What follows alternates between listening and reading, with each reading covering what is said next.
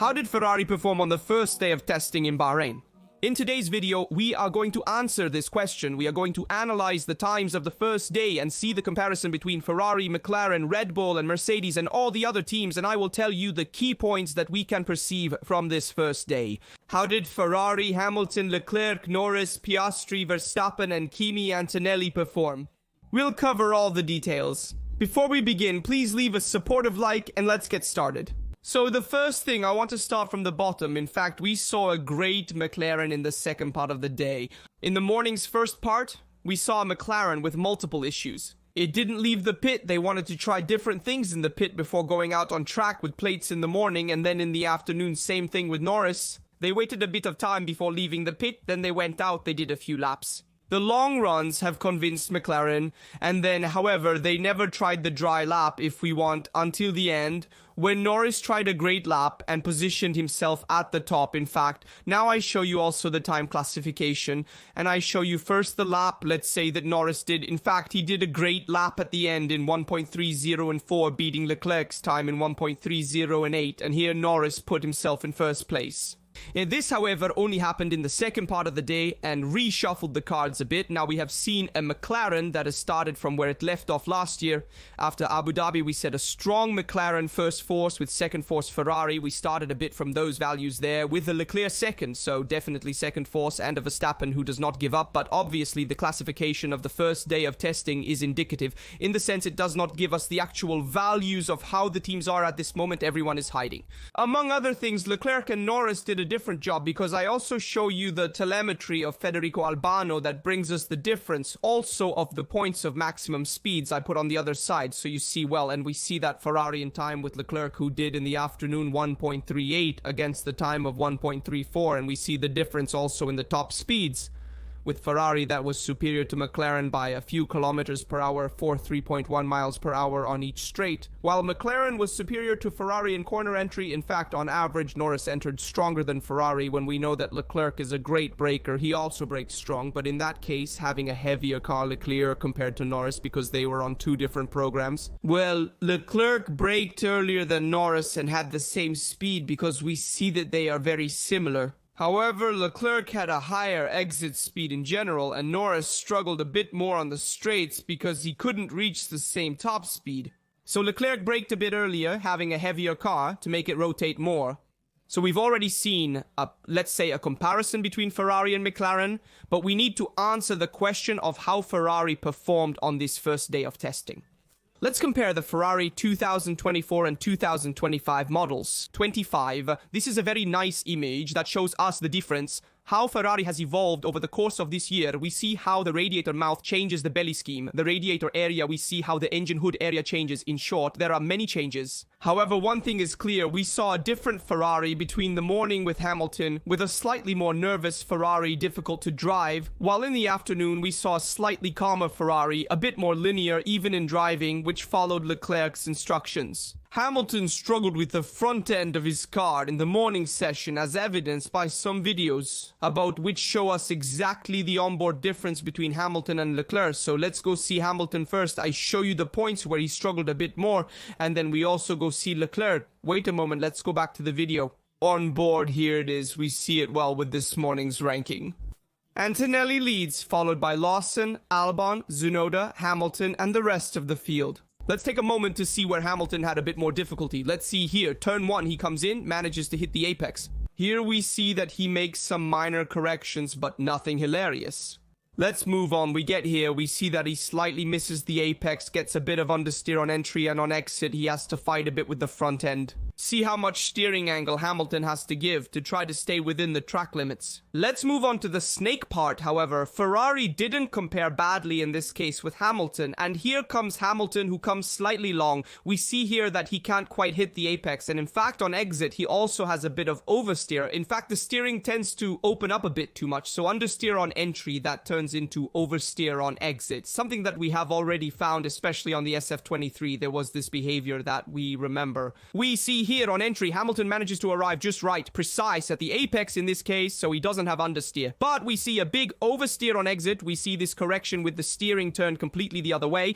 But if we want, in the first two sectors, Hamilton didn't even struggle that much, because the biggest struggle was made by Ferrari this morning, especially in the last sector. So in the T3, where we saw Hamilton who was struggling a bit more to stay on track. I'll also show you another image of Hamilton's onboard in the last sector, and then we'll see how the Leclerc has improved in overall lap driving and in his fast lap. Let's move on. I'll show you the last sector. Here it is. Where we see Hamilton here, he loses a bit the apex. Let's move on. Here he manages to hold it anyway. I'll turn down the volume. Let's move on. Here he still stays a bit wide. Do you see? He doesn't close the trajectory too much, and then the entrance, he manages to get just to the apex here, but also here on exit, too much steering angle, and so he can't make a clean, fast exit trajectory, so either oversteer or I have to use too much steering angle to stay within the ideal trajectory if we want. Let's see instead the difference with Leclerc, because Leclerc did a great lap in the afternoon in 1.38, and then he was beaten by Norris, but later in the session, so also with a slightly cooler and therefore also more rubbered track. And so if we want, the conditions were also better for Norris, there is also to consider the fact that Leclerc did the fast lap with a lot of fuel load, and this has affected. Let's move on with Leclerc, who did the lap in 1.38. Let's see the onboard, and from the onboard you can see that the car is much cleaner in driving. That is, it has less difficulty in driving this Ferrari SF25. We have seen two different faces in this first day between Leclerc and Hamilton.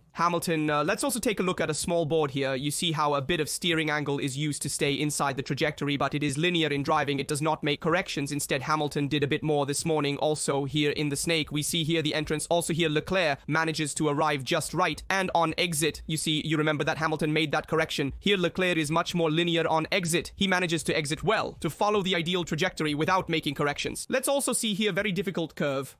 Curve 9, where you have to brake in combination and steer, arrives just the Leclerc, not too much oversteer and not too much understeer. Just from the point of entry, and on exit the car follows him, we see a bit that has directionality. It is said so because it does not have oversteer that implies a correction of the driver that makes lose time. But on the contrary, the Leclerc manages to direct the car in the ideal trajectory. Let's move on also. Here in the last sector, we see just Leclerc, who also manages to control the car, makes use a bit of the curb.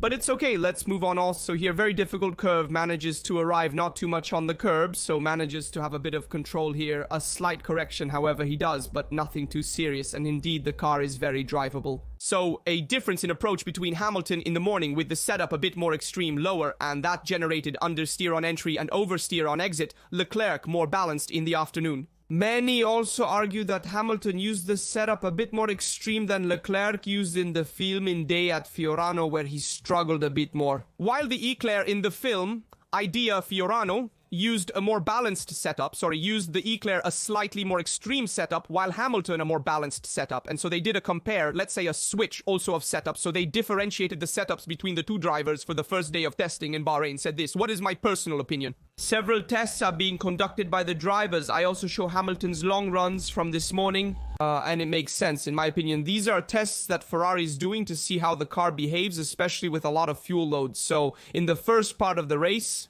and we also see the times which are still quite constant, not as much as those of Kimi, which we will look at together later, which he did in the morning, but they serve Hamilton to gain confidence with the single-seater. He did the times, a bit high symptom that he had a lot of fuel load. However, these are the long runs made by Hamilton in the morning. I will also show you the times made by Piastri. Here they are. We see a very constant trend, especially in the fourth long run with C3 rubber. We see that he did 34.7, 34.9, 35.4, 35.1, very constant anyway in the laps, but even more constant that impressed me was Kimi, who did a great job in the morning. And also look at the fifth long run with C3 rubber, 34.1, 34.3, 34.2, 34.5. Kimi was really a hammer in all his long runs. He did a great job. In general, this morning for Mercedes, a Mercedes that we found quite strong anyway there in line with the others. But if I have to say, see a bit the work of the teams in general, we always see McLaren there in front, Ferrari second force, third force, Red Bull with a Verstappen who anyway convinced on this first day. Lawson still has to get used to, made a mistake this morning, a bit coarse if we want compared to Kimi Antonelli who saved the car. I will also show you what I am talking about at this moment so we can analyze it together. And we have seen a Mercedes fourth force. This is the mistake I was telling you about Lawson that he made this morning. Nothing that we have seen several mistakes by the drivers here. He lost it in pendulum style. If we want pendulum effect coming out of turn one, he had a slight counter steering and then he lost the single seater. The same situation also happened to... I'll let you see it again. There was the same situation also to Kimi, however, he managed to control it here. This is what happened to Lawson. Let's see if there is also another view. From here, you can also see, we see that here in exit at turn 1. Loses control of the single-seater, he can't control it, there is also the curb, and so he goes head to tail. By the way, speaking instead of McLaren, we have seen a McLaren, yes, that convinced, but especially in the second part of the day, because in the first part of the day, McLaren, we saw it a bit in difficulty, always in the pits, it did not do many laps, so a bit different compared to the Ferrari component. Here we see the two single-seaters side by side. This image I like very much to make a difference also between the two single-seaters as they present themselves. We see the mouth to the radiators very similar. Also, the area of the radiators is positioned in a similar way. If we want, the main differences are in the area of the engine hood, with Ferrari that has it positioned higher, McLaren has it positioned lower, and we have also seen a difference on the front wing that still bends for several teams. We have seen, for example, on Ferrari with this morning with Hamilton that from the onboard view it was seen that the front wing was still slightly bending. Here we see it with the rakes mounted behind the front tires, mounted both on the front tires and on the rear tires to see the airflows, how they reacted, how they were directed on the single-seater, to see the aerodynamic configuration of the SF25. And so we have seen a few more teams that bend on the front wing, but it is normal before the Spanish GP, which will be the 9th appointment of the season for all the teams. We'll still exploit this element and we will see which team bends the front wing more and which less. In short, there will be some discussion about this. And nothing I want to show you also, well, I show the fact of the front wing. It can also be seen from the onboard view of Ferrari. In fact, I take, for example, here Hamilton. You can see here in the left corner where I have the cursor at this moment. Going forward, we see that we are on the straight. In braking, you see that it changes completely. In the detached curve 1, you can see very well how the front wing opens, the last flap, to create a bit more aerodynamic resistance, so to brake the single-seater more and better direct the flows. Then we also saw a good Red Bull. As I said before, Red Bull uses the same thing of the flexion, if we want, of the front wing, just like McLaren and Mercedes use it too. You can see from the onboard, I also show you Kimi from the outside, the view of Kimi, in this case, with the arrows that indicate the point where the front wing flexes. And then I also show you this very interesting image of the Ferrari bellies with the high pressure area combined with the low pressure area, with the rakes that go to measure the pressure, and in the various phases also of the single-seater curve, where the flows are directed on the bellies. In short, I also show the last very interesting image, which is the difference between Red Bull and Ferrari in the car, always with the view from above, which is very, very beautiful, and shows us also how it changes at the level of the engine hood area. We see that the engine hood area of Red Bull is very slim, slimmer than that of Ferrari, but it is developed higher, so it has a higher center of gravity compared to Ferrari. The belly area is similar to the radiator area, also similar to that of McLaren if we want. The radiator mouth changes a bit, which you see is smaller on the Red Bull compared to the Ferrari. As for the suspensions, we see that the attachment to the front suspension also changes. It's still pull rod, but the angle changes on this point. If we want, McLaren is the most extreme with the most pronounced anti-dive, and especially the rear suspension changes, which is the most visible. That of Red Bull is a sign that you want to direct the flows more in the area of the diffuser. In short, slightly different aerodynamic choices among the teams. Today they are all experimenting a bit with race pace. They are trying different aerodynamic configurations. As mentioned before, Ferrari has definitely tried different things to see what is the best setup to use. I also reveal some of the expressions seen in the Ferrari pit.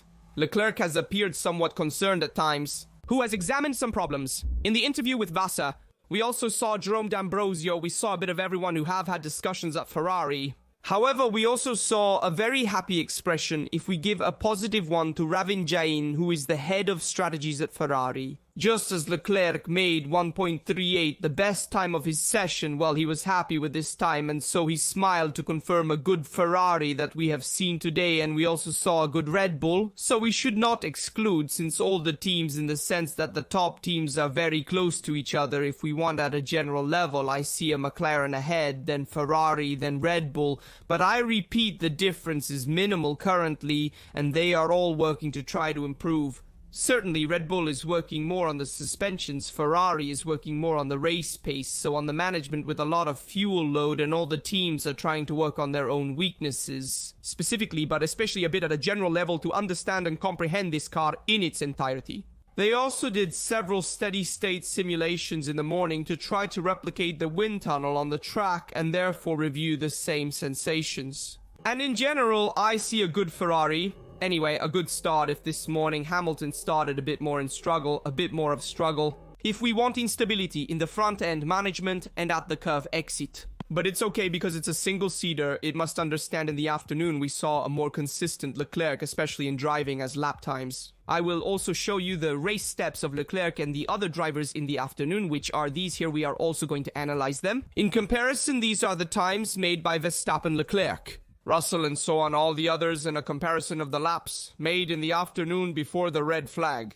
So because there was also the red flag in the afternoon because of a short circuit, it was in the circuit and the power went out. So there was no light for a period, then they reactivated it and they were able to continue the session. So we saw, let's look at Leclerc's column with fairly constant times, 35.5, 35.1, 35.1. We then saw 31.4, 31.6, 33.1, 33.6, 33.8. The consistency was there even at the end. These times, 33.3, 33.7, 34.4 times that were still going up. However, it's not. These are tests that Ferrari is doing with the single-seater, so it's still early to evaluate the actual lap times. However, the Ferrari seems to be quite easy to drive with the setup that Leclerc brought in the afternoon. Hamilton's setup was a bit more extreme. Also tell me if you have seen the tests, if you are watching them, and what are your first impressions of this first day of testing in Bahrain. We will continue analyzing the tests tomorrow, potentially examining more lap times and telemetry in detail. As always, remember to like, subscribe and enable notifications to stay updated with daily Formula 1 and Ferrari focused videos on this channel. Check out related videos from Rasta Tuto. See you in the next video.